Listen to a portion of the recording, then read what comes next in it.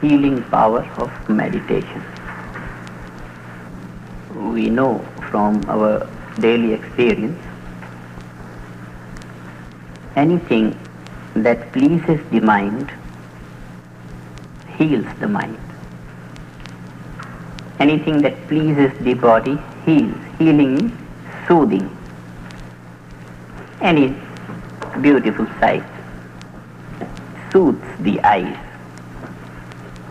It soothes because the eyes like it. It soothes the mind. Mind cherishes the beauty of it through the eyes. So everything in the world has healing power, has power of healing to some degree or the other. Everything charming soothes the mind. A child runs about here and there and does some mischief, somebody slaps him and punishes him. He goes to the lap of mother. Lap of mother is the great healing capacity. The child on the lap of mother forgets the agony of beating outside, begins to enjoy. Great fatigue, tired of day's labor, going to cinema, and if the scenes are good and appealing and nice, it has some soothing effect, healing power. Everything good in the world has the effect of healing. Now, the effect of healing is greater if the capacity of charming is greater.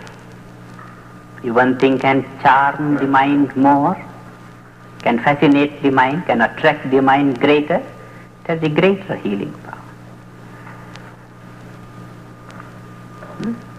So greater is the charm, greater is found the power of healing in the object. Meditation has the greatest healing power because it leads to greatest happiness. Meditation leads to greatest happiness of permanent order. It leads to kingdom of heaven. It leads to the glory of God. It leads to eternal bliss. Happiness of greatest order and of permanent nature. Therefore we hold meditation has the greatest healing power. And the greatest healing power will be that which should be able to heal the life as a whole. All components of life, all phases of life, soothing, harmonious. We will see it this evening. How does meditation affect the whole life for the influence of healing? How does it soothe the mind? How does it soothe the body, heal the body? How does it soothe and heal the soul?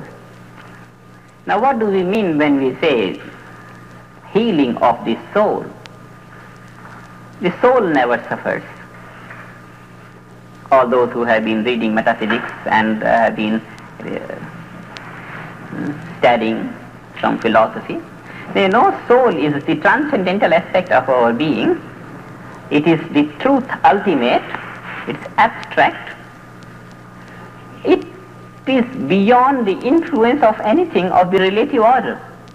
So the soul stands in bliss eternal. What does healing the soul mean? Is the soul suffering? The essential nature of the soul is bliss. How can it be suffering? And if it's not suffering, how can we say the soul will be healed? Although soul is all bliss, soul is the subtlest aspect of our being, is the state of being. It is transcendental truth of our life. It's completely out of the field of relativity, completely out of the field of changes. It is ever the same non-changing absolute bliss. It cannot suffer. Yet, when we say meditation heals the soul, what do we mean? We mean this. The soul is the transcendental reality, the unmanifest. all other aspects of the mind and the body and intellect and ego and the whole universe is just the manifested aspect, gross aspect, that is the unmanifested, transcendental, abstract reality, bliss. Now, everything else is just the manifestation of that. Just as the flower, this red color and this beauty of it is nothing but a particular set of electrons and protons. This form is nothing but formless energy. This is the finding of the material science. This form is nothing but formless energy. It is electronic and protonic energy. It's energy only. When we can conceive the positive form of the flower to be abstract energy, then if we take the analysis of the flower further on, ultimately we come to the truth that is never changing. The nature of the truth is bliss. That is the ultimate reality. Bliss is the ultimate reality of the flower. Bliss is the ultimate reality of the table. Bliss is the ultimate reality of everything that exists. Ultimate, beyond changes, never changing, ever the same, constant.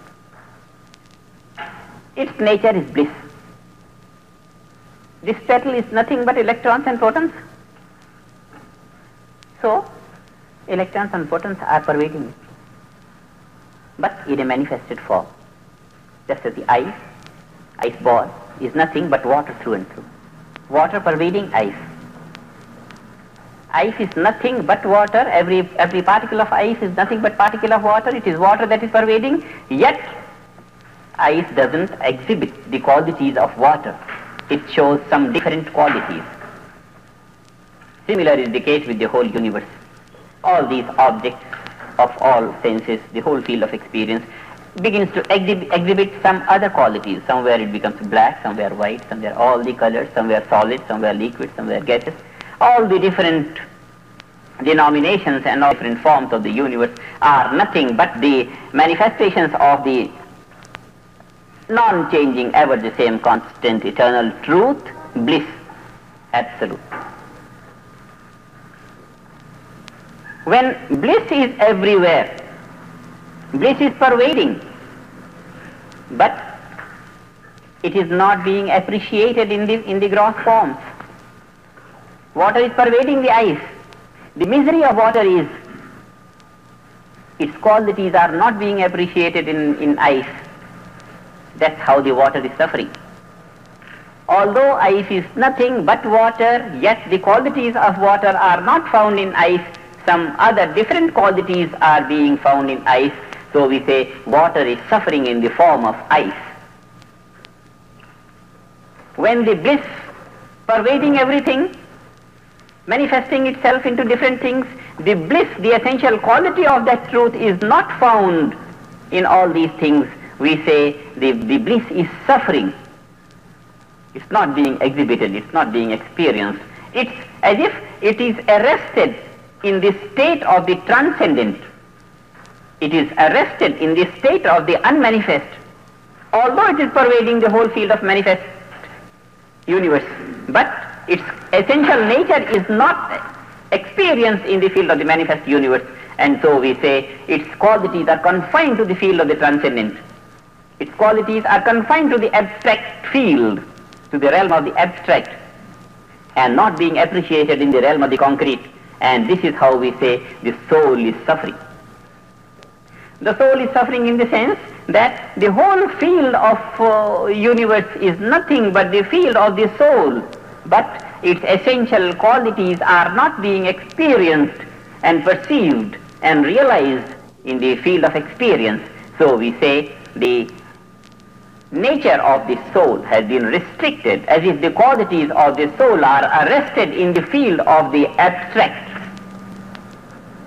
And when the soul quality, when the bliss is being experienced in the field of the concrete manifested universe, then we say the soul pervades, then we say the soul enjoys.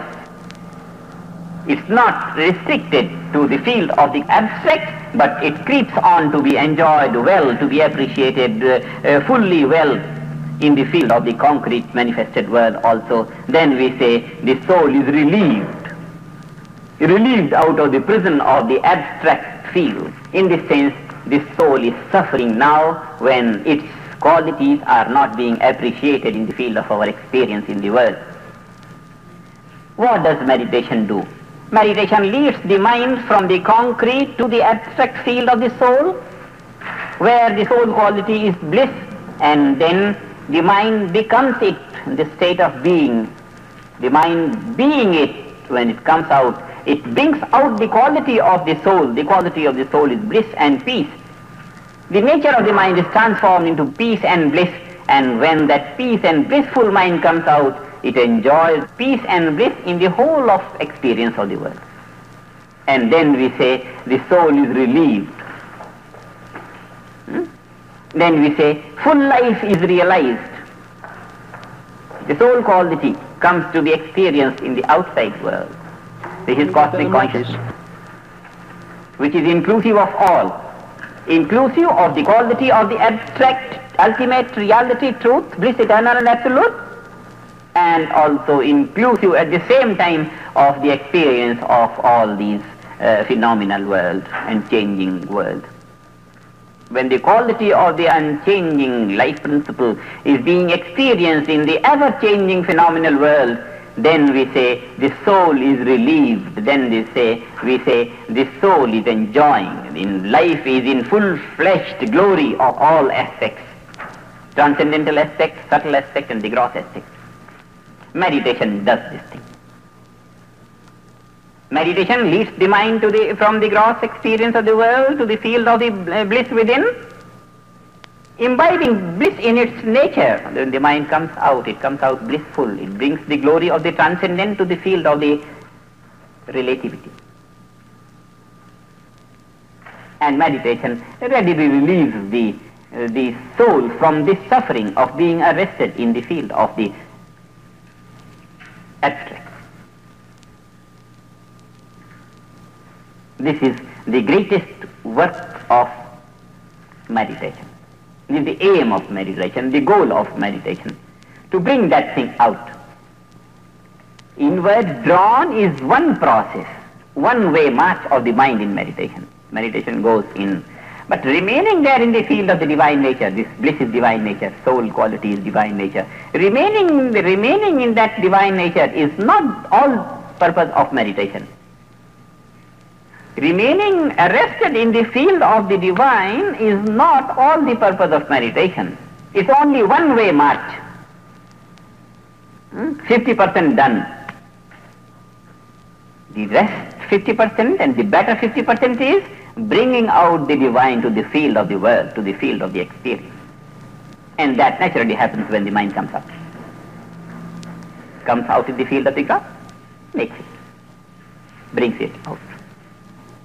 This is how meditation heals the soul. How does meditation heal the mind? The suffering, the agony of mind is, the poor fellow is not satisfied for this thirst of happiness. Mind is thirsty for happiness, greater and greater. At every moment it wants greater and greater joys. From where it may come, but it should come, the joy should come, and the joy should be added on greater and greater. Mind is not finding any object anywhere which could satisfy this great thirst of the mind. It's always wandering from here to there, just in search of great happiness, in search of that great happiness which will be permanent in its nature and which will be able to satisfy the great thirst of happiness of the mind. This is the agony of the mind. This is the suffering of the mind.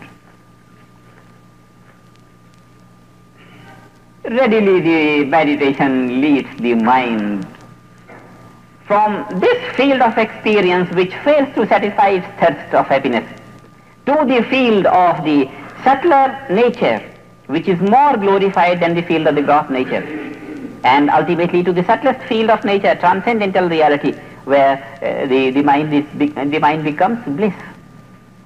It not only enjoys it, but becomes it. When the mind becomes it, the individual mind becomes universal mind. The glory is greatest. It's bliss, pure, then the thirst of happiness of the mind is satisfied. When the thirst of happiness of the mind is satisfied, all agony of the mind disappears. Mind is blissful. Submerged in bliss, becomes bliss. No tensions, no desires, nothing of worry, no misery left. The misery of the mind is not finding any medium of great happiness. Meditation leads the mind directly to the field of greatest happiness. And this immediately, instantaneously relieves the mind of all the worry, of all the misery. Howsoever worried a man may be, within 5-10 minutes, it's no exaggeration. I'm speaking on the basis of the experience of thousands of people who have come in my contact. Within 5-10 minutes, just is instructed to go deep down within, and then say, open your eyes, and opening the eyes, he says, oh, wonderful. This is the usual expression, wonderful, how nice, and how much relaxed I feel, and oh, wonderful. Somebody says, oh, it's like a magic. What happened? Many begin to believe, they become scared, as if they become see surroundings, and they feel as if I am hypnotized or what, as if I am I was in a different world. So much great relief comes in the mind, immediately. And this is no hypnotism, nothing, but the direct positive experience of the inner glory which the mind has never experienced. Great happiness inside, and the mind goes to it and comes out. And immediately tensions are released. Many medicinal minded people have called this meditation to be the non-medicinal tranquilizer. Immediately tranquilizes the mind. And this tranquility of the mind is just a side gain, not the main goal of meditation, just a side gain. Just as when we grow a tree of an apple, we grow it for the sake of good apples, good fruit. But we enjoy the shade, and the shade of it comes much earlier than the fruit comes. So this tranquility of the mind is just the first gain of meditation, immediate byproduct of it. Not very important, not the goal of it. But it's of great use in the practical life today. That which is the headache of the best minds of the Western world today, the question of tranquility, it's a side gate, it's a byproduct of this simple system of meditation, which needs nothing, only guiding the mind to go to the deeper levels of consciousness, unfolding the greater glories hidden there, experiencing positively, and coming out with that great happiness. This is how meditation heals the mind. Immediately.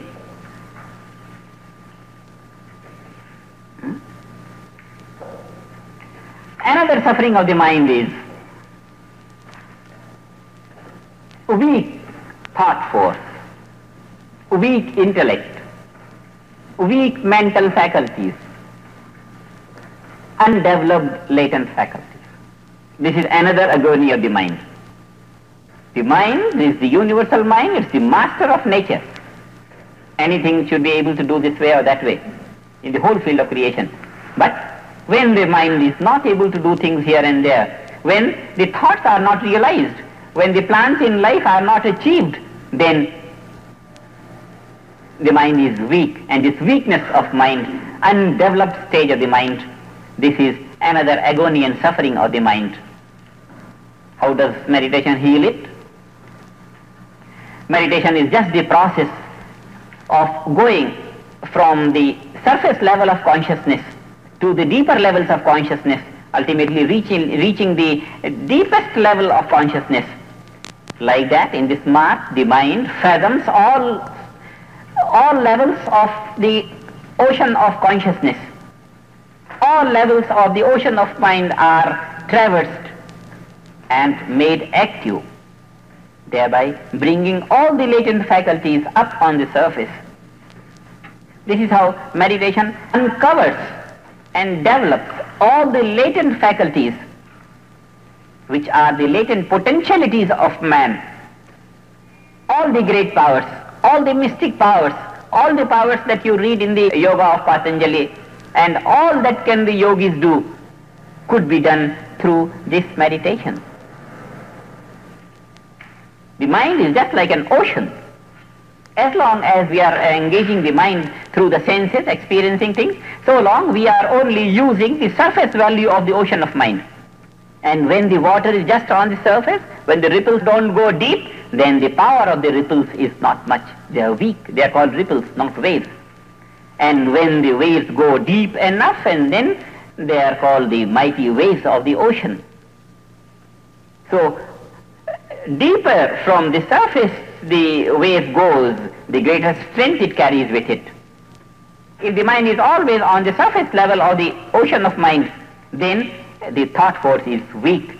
And if the mind fathoms the deeper levels of consciousness, deeper levels of the ocean of mind, and stirs all levels there, coming out, it brings out all the latent faculties up on the surface of the ocean of mind, and then one thought, and it is realized, thoughts are realized. And when thoughts begin to be realized, the great potentiality in the thought comes, the thought force becomes intensive, then this is another healing of the mind. Then the mind is satisfied. It is freed from the agony of weak status. This is how meditation heals the mind. How does meditation heal the body? Good doctors have said that about 80% of the physical diseases are the result of mental tensions. Mental tensions are at the root of 80% of physical diseases. And when meditation heals the mind, eliminating the mental tensions, then the very cause of 80% of physical diseases is disappeared. The meditation goes to eradicate the very cause of physical diseases, 80% physical diseases. It does not patch up as today's medicines patch up. They heal some portion and they create some bad effect in some other portion. It has a much greater medicinal value than the drugs of today, which go to satisfy one point and create some disturbance in the other aspect of the body.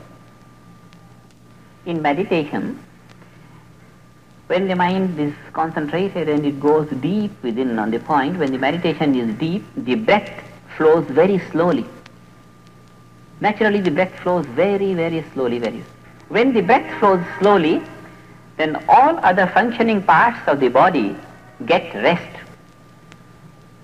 This natural rest to every part of the body rejuvenates the body. All the heart trouble and lung trouble and kidney troubles and so many sorts of different troubles which the doctors feel they should be given rest. All that is rejuvenated from within due to the great and natural rest that the body gets during meditation. When the breath flows longer and deep, then the life is exhausted much greater. When the breath is preserved, when the breath is slow, and then life enhances. This gives longevity of life. Longevity of life apart from rejuvenating the cells within.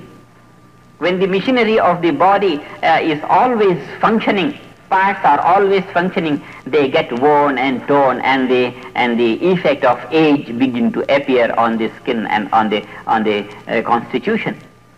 When they begin to get rest, then young age begins to show its marks on it's natural, it's most scientific. So, This is the natural process. We are not required to do anything. Naturally the body is healed up for all its wear and tear and for all its weaknesses. Body is rejuvenated. A man sits in meditation, and after that, throughout the day he feels more energetic, much more energetic than he used to be in his work, more efficient. Even the output of the work is greater, the quality of the work is better. Every way more energy is gained, along with the peace of mind and balance and right thinking. This is how the body is healed. Meditation heals the body. Now, apart from the 80% of physical diseases which are the result of mental tensions, we are left to consider the fate of 20% of the diseases which are not the direct result of mental tensions. Any ailment anywhere, when the system is functioning in low working order of the limbs, breath is slow, every fiber of the body, every tissue of the body gets rest. Whatever is the cause, even if the cause is not mental tension, any boil comes up, and it is not the cause of any mental tension, the boil comes up. But when the whole system and every fiber of the system begins to get soothing effect from the natural rest that the system gets due to the breath being slow in meditation, then the healing up is natural. The parts heal up very soon. Apart from that, when the mind has capacity of concentration and meditation, then at any point the mind could be put in. Any great pain, any headache, for example, stomach headache, just put the mind in the headache. Just feel where is the headache, where is it. Just let the idea be there, where is it. After 5-10 minutes it will not be found. Automatic healing. Put the mind there on the suffering part, and you will find it is soothing. It is soothing. Heals up.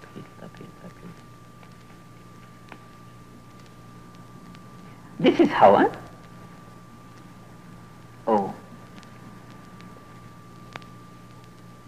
And it's natural, nothing to do with it. Not even hypnotic process of thinking that it is being healed, all that is even that is not necessary. Just put the mind there and you feel relieved. Direct effect of meditation. Mind is directly connected with the body.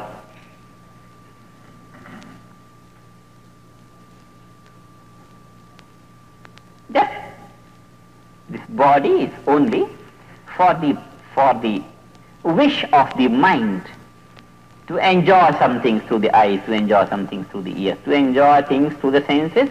We have taken up the body, and the body is just the slave of the mind. But when the mind is made the slave of the body, then the whole trouble arises. Let our mind be strong, and it will be strong only when we give it something which will satisfy its thirst of happiness. And that meditation does directly leads the mind to the chamber of bliss within, and leading the mind to the kingdom of God, kingdom of heaven, the glory of the divine.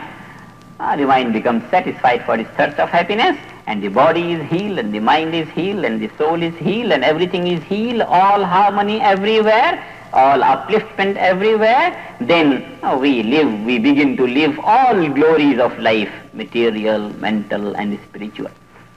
This is integration of life.